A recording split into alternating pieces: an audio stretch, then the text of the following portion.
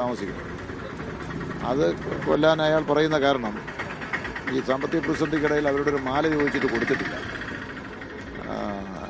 അങ്ങനെ ഒരു വിരോധമാണ് അയാളുടെ മനസ്സിലുണ്ട്. അതിൻ്റെ പേരിൽ അവരെ കൊന്നിട്ട് മാല പിടിച്ച് വാങ്ങി തലക്കടിച്ച് കൊന്നു. മാല കൊണ്ട് പണയം വെച്ച് പെട്രോളെല്ലാം അടിച്ചിട്ട് നേരെ ഇയാളുടെ വാപ്പയുടെ ജ്യേഷ്ഠൻ കൂനമേങ്ങം താമസിക്കുന്നു അവിടേക്ക് പോയി. എക്സ് മിലിറ്ററിക്കാരനാണ്, അയാളെയും ഭാര്യയും കൊന്നു. അതിനയാൾ പറയുന്ന കാരണം അയാളെ കടം ചോദിച്ച് സഹായിച്ചിട്ടില്ല, ഓഹരിയുടെ കാര്യത്തിൽ എന്തോ വന്നപ്പോൾ ഉമ്മയെ ചീത്ത പറഞ്ഞിട്ടുണ്ടോ എന്നൊക്കെയാണ് പോലീസിനോട് പറഞ്ഞിരിക്കുന്നത്. അപ്പോൾ ഇയാൾക്കൊരു ലവറുണ്ട്, അത് വെഞ്ഞാറിനോടത്ത് മുക്കുന്നൂരാണ്, ഫർഹാന എന്നോ മറ്റോ പേര്, ആ കുട്ടിയുടെ വീട്.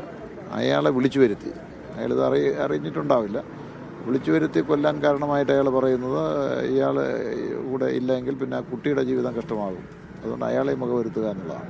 അതിനുശേഷം ഇയാൾ വിഷം കഴിച്ചു, കുഴിമന്തിയിലോ എന്തോ വിഷം കലർത്തി കഴിച്ചു എന്നാണ് അയാൾ പറഞ്ഞത്. നേരെ പോലീസിൽ പോയി സറണ്ടർ ചെയ്ത് പോലീസിനോട് കൊടുത്ത പ്രാഥമിക വിവരങ്ങളാണിതെല്ലാം. ഇനി ഇയാളെ ഹോസ്പിറ്റലൈസ് ചെയ്തിട്ടുണ്ട്. തീർച്ചയായിട്ടും കൂടുതൽ അന്വേഷണങ്ങൾ നടത്തേണ്ടതുണ്ട്. ഈ മോട്ടീവിനെ സംബന്ധിച്ചൊക്കെ കൂടുതൽ വിവരങ്ങൾ വ്യക്തമാകേണ്ടതുമുണ്ട്. മാല പിടിച്ചു വാങ്ങി യഥാർത്ഥത്തിൽ മരിക്കാൻ തീരുമാനിച്ച ഒരാൾക്ക് ചിലവെന്താണെന്ന് നമുക്ക് മനസ്സിലാകുന്നില്ല. പക്ഷെ മാല വാങ്ങി അയാൾ പിന്നെ പണയം വിറ്റിട്ട് പെട്രോൾ അടിച്ചു എന്നാണ് അയാൾക്ക്. വീണ്ടും മാതാവിനെ കൊലപ്പെടുത്താനുള്ള കാരണം എന്താണ്? മാതാവിനെ കൊലപ്പെടുത്താൻ അയാൾ പറഞ്ഞിരിക്കുന്നതെന്ന് പറഞ്ഞാൽ മാതാവും അയാളും അനുജനും കൂടി ഈ സാമ്പത്തിക പ്രതിസന്ധി നിന്ന് കരകയറാൻ വേണ്ടി മരിക്കാൻ തീരുമാനിച്ചിരുന്നു. എന്നിട്ട് ആ ദൗത്യം ഇയാൾ ഏറ്റെടുക്കുകയാണ്. കാരണം ആരെങ്കിലും ഒരുപക്ഷെ വിഷമെല്ലാം കഴിച്ച് മരിക്കാൻ ശ്രമിച്ചാൽ ആരെങ്കിലും സർവൈവ് ചെയ്താലോ ആ സംശയം കൊണ്ട് ഇയാൾ ആ ദൗത്യം ഏറ്റെടുത്തു. ഇയാൾ തന്നെ കൊലപാതകയായി മാറി എന്നതാണ് ഇയാൾ പോലീസിനോട് കൊടുത്തിരിക്കുന്ന വെർഷൻ. കുടുംബത്തിന് സാമ്പത്തിക പ്രതിസന്ധി ഉണ്ടാവാൻ തക്ക കാരണങ്ങൾ എന്തെങ്കിലും അയാൾ പറഞ്ഞതെന്ന് പറഞ്ഞാൽ വാപ്പയുടെ ബിസിനസ് അവിടെ എന്തോ സ്പെയർ പാർട്സ് ബിസിനസ് മറ്റോയാണ്, അതെല്ലാം നഷ്ടത്തിലായി, വലിയ കടത്തിലായി, പൊളിഞ്ഞുപോയി എന്നൊക്കെയാണ് പറയുന്നത്. മറ്റൊരു വിവരം നമുക്ക് ഈ നാട്ടുകാരൊക്കെ തന്നെ പറയുന്ന ഒരു കാര്യമുണ്ട്. അതായത് ഈ ഒരു പെൺകുട്ടിയുമായിട്ടുള്ള ബന്ധപ്പെട്ടുള്ള വിഷയം കുറച്ച് ദിവസങ്ങളായി വീട്ടിൽ പ്രശ്നമായിരുന്നു. അപ്പോൾ അത് സംബന്ധിച്ച് വാപ്പയുടെ ഉമ്മയോട് സഹായത്തിനായി സംസാരിച്ചിരുന്നു, വാപ്പയുടെ സഹോദരനോട് സംസാരിച്ചിരുന്നു, വീട്ടിൽ സംസാരിച്ചിരുന്നു. അത് സംബന്ധിച്ച് ആരുടെ ഭാഗത്ത് നിന്ന് ഈ പ്രതിയെ സഹായിക്കുന്ന തരത്തിലുള്ള മറുപടി ഒന്നും ലഭിക്കാത്തത് കൊണ്ടാണ് ഇത്തരത്തിലൊരു ക്രൂരകൃത്യം ചെയ്തതെന്ന തരത്തിലൊരു പ്രതികരണം കൂടി ലഭിക്കുന്നത്. അത് നമുക്ക് പുറത്തു നിന്ന് കിട്ടുന്ന അഭ്യൂഹങ്ങളുടെ അടിസ്ഥാനത്തിലുള്ള വിവരങ്ങളാണ്.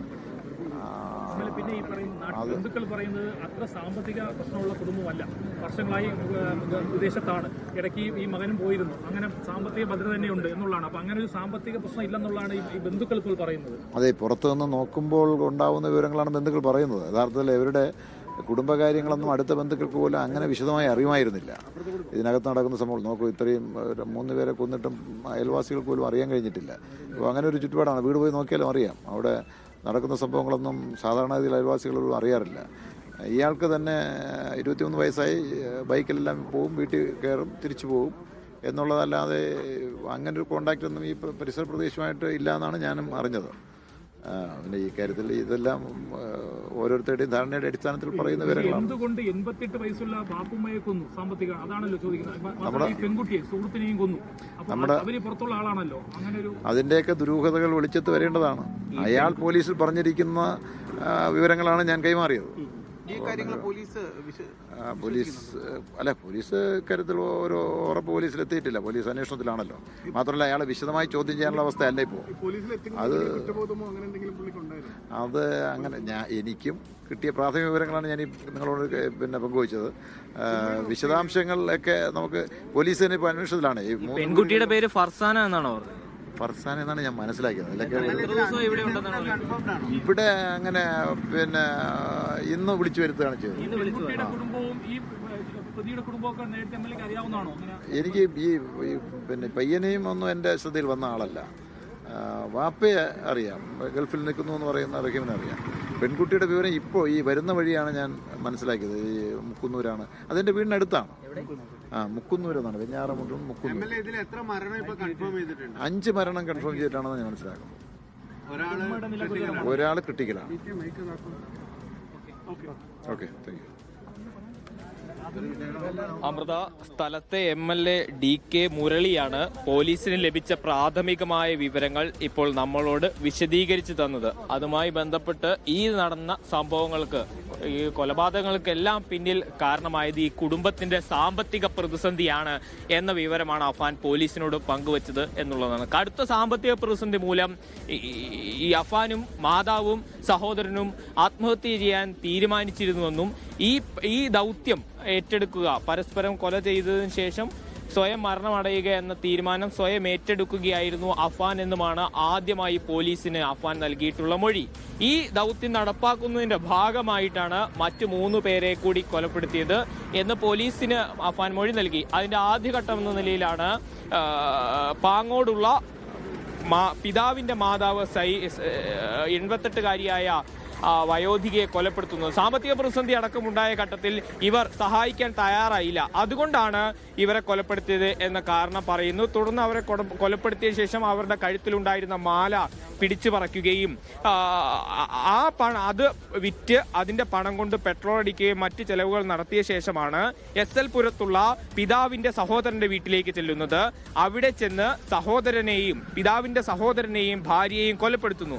ഈ കുടുംബവും സാമ്പത്തിക പ്രതിസന്ധി ഉണ്ടായ ഘട്ടത്തിൽ സഹായിക്കാൻ തയ്യാറായില്ല എന്ന കാരണത്താലാണ് ഇവരെ 2 പേരെയും കൊല ചെയ്യുന്നത്.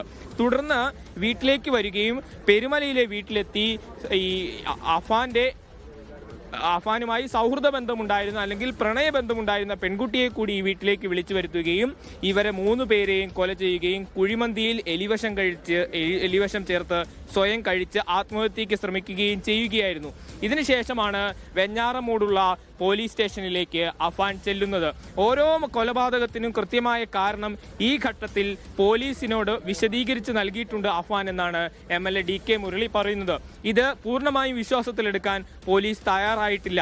സാമ്പത്തിക പ്രതിസന്ധി ഉണ്ടെങ്കിൽ ഈ നിലയിൽ ഇതിനെ പരിഹരിക്കേണ്ടതുണ്ടോ എന്ന ചോദ്യം പോലീസ് ഉന്നയിക്കുന്നുണ്ട്.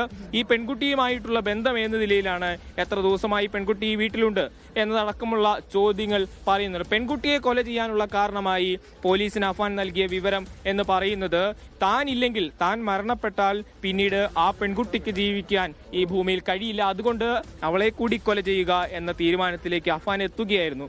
കുടുംബത്തിലുണ്ടായിരുന്ന ഗുരുതരമായ സാമ്പത്തിക പ്രശ്നങ്ങളാണ് ഈ കൊടും